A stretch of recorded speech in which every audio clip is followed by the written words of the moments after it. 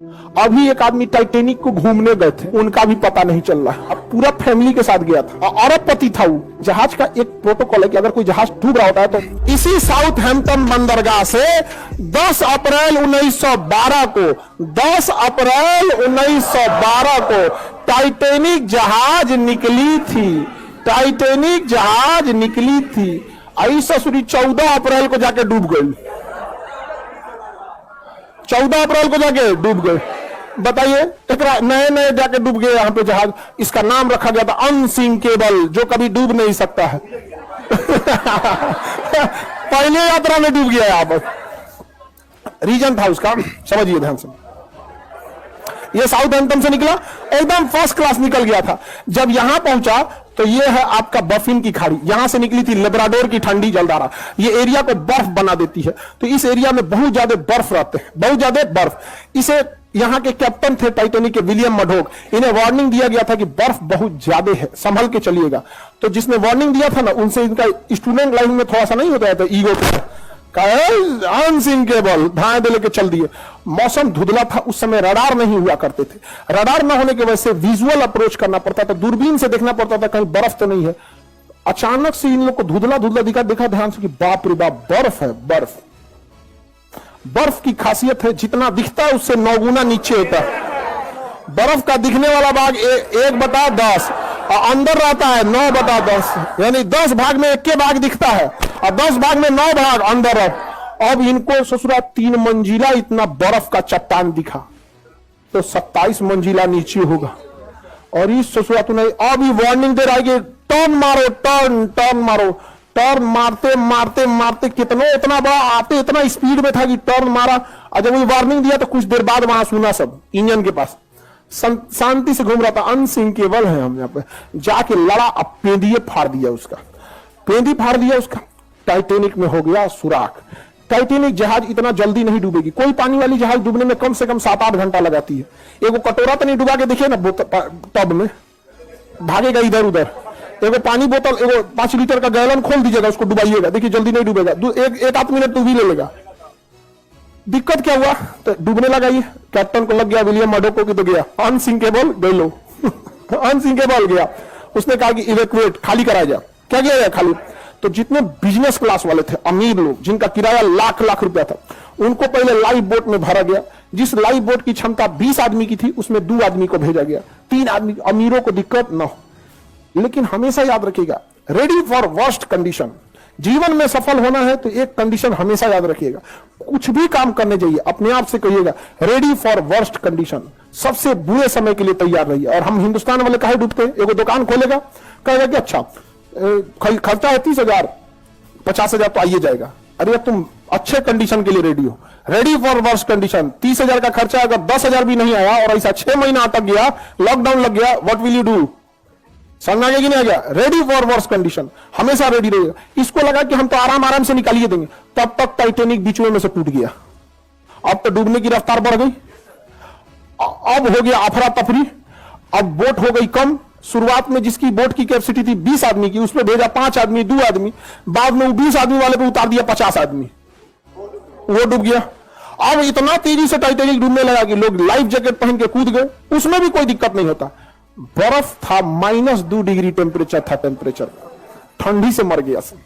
ऐसे पानी में कूद जाते लाइफ जैकेट पहन के तो कोई दिक्कत नहीं था। बड़ी मछलियां ऊपर नहीं आती हैं, बड़ी मछली नीचे अपना काम झाम करते रहते हैं। बड़ी मछली ऊपर काहे आने वाली है? ऊपर ज्यादा कूदती है, डॉल्फिन, वेल मछली। तो वेल मछली हम लोग को खाइए नहीं पाएगी, उसका मुंह इतना बड़ा नहीं होता, घोटने वाला मुंह छोटा होता है, ऐसे मुंह बड़ा होता है। जैसे इतना लोग हैं लोग ना, इस लाइन पे एक बार में खा जाएगी, लेकिन घोट नहीं पाएगी, इतना बड़ा मुंह खोलती है। घोट अब हम ही लोग हैं, इतना मुंह में भर लेते हैं, क्या हाथ घोट पड़ते हैं? भरने का तो भर लिया हो, नहीं देखते कभी पानी पूरी वाला 3 को घुसा देता मुंह में से, आदमी घूम जाता है, गुच्चा आराम से गिरा तो आधा आदमी ठंडा मार दिया, तो कुछ ही आदमी को बचाया जा सका, जबकि सबको बचाया जा सकता था। डूब गया अनसिंकेबल। जहाज का एक प्रोटोकॉल है कि अगर कोई जहाज डूब रहा होता है तो रॉकेट फ्लेयर छोड़ता है, रॉकेट छोड़ता है, मतलब वो सिग्नल है। रात में सिग्नल है, दिन में तो हॉर्न मारता है, अब रात में सिग्नल। बगल से एक ब्राजील का जहाज गुजर रहा था, लगभग 80 से 100 किलोमीटर की दूरी पे था, गुजर रहा है, उसको लगा कि लोग पार्टी मना रहे हैं, रॉकेट छोड़ के पार्टी मना रहे हैं, छोड़ के चल दिया वहां। टाइटेनिक की कहानी खत्म। अभी एक आदमी टाइटेनिक को घूमने गए थे कि देखे कहां डूबल है, उनका भी पता नहीं चल रहा। अब पूरा फैमिली के साथ गया था, अरबपति था वो। छोट मोट का तो छोट मोट आदमी घूमने के नाम पे ननिहाल चल जाता है, नहीं समझा और कौन चीज आएगा वहां। अरबपति तो गए थे टाइटेनिक देखे, जा टाइटेनिक देखने, बहुत खतरनाक है यहाँ पे टाइटेनिक जहाज, एक से एक रहता, कई जहाज गई। इसी में कोस्टा कॉन्कॉर्डिया एक जहाज था जो यहाँ पे था इंग्लैंड के पास, वो भी डूब गया। कोस्टा कॉन्कॉर्डिया बहुत बड़ा जहाज था, टाइटेनिक से भी बड़ा। अब उसमें जो डांसर थी ना, डांसर नचनिया, तो जो उसमें डांस कर रही थी, कैप्टन को पसंद आ गई। बस कैप्टन क्या किया ना, उस रास्ते में मोड़ लिया जहां पे गहराई कम थी। आई करी कि इधर चलिए ना, यहाँ तो अच्छा पहाड़ दिख रहा है, कितना 20 समुद्रों में कुछ दिखने नहीं करता है, और उब जाइएगा। हवाई जहाज में हाइट पे जाने के बाद उब जाए, कुछ नहीं दिख रहा है, इधर भी नीला, उधर उधर नीचे कुछ दिखने नहीं करेगा, बादल आ चुका रहेगा, उब जाएंगे। अरे यार क्या लेके चला है, अब उतार दो। शुरुआत में ठीक लगता है कि दिखता है, घर, स्टेडियम, अरे बाप रे बाप, कटोरा कौन चीज है, ये तो फुटबॉल का मैदान है। समझ में आ गया कि नहीं आ गया अब यही से समझ में आता है। ज्यादा उड़ जाएगा, कुछ दिखने नहीं करेगा। अब पानी वाली जहाज में भी किनारे रहिएगा, दिखेगा अरे मुंबई शहर, वो कौन सा है, अरे मुंबई वो पूना दिख रहा है क्या, ऐसे। अब बीचों में घुस जाएंगे तो कुछ नहीं, ऊपर आसमान, नीचे पानी, चारों ओर वही, कुछ पता नहीं चले। तो उस नचनिया के थोड़ा मोड़ लो, तो साइड में ले गया, साइड में गहराई कम होता, ले आके पेदिया लड़ा दिया, अब पेदिया फट गया, जहाज हो गई, पलट गई। सारे लोग, इतना करोड़ों का लॉस हुआ जिसका कोई हद नहीं। कप्तान को हो गया जेल। कप्तान को क्या हो गया, इसलिए इससे क्या सीखे आप?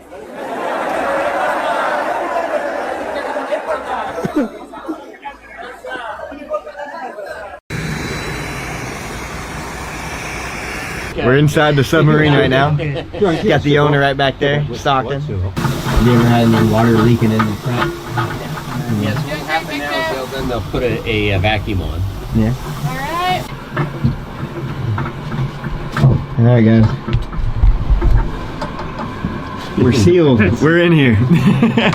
All right. All right, we're inside and sealed in the submarine.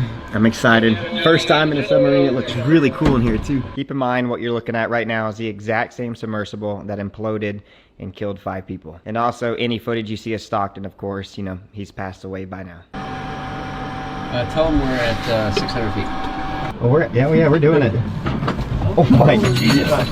You're good. We are all upside down right now, you guys. Look at that. We're underwater. So we're officially underwater in a submarine right now. 33 feet, I believe, right? 10 meters. Yep. 33 feet. Are you ready for unlock? Or are we unlocked? Is he saying we are unlocked, or are we Okay. ready for unlock? Yes, say, give him an okay. Give him an in the dome.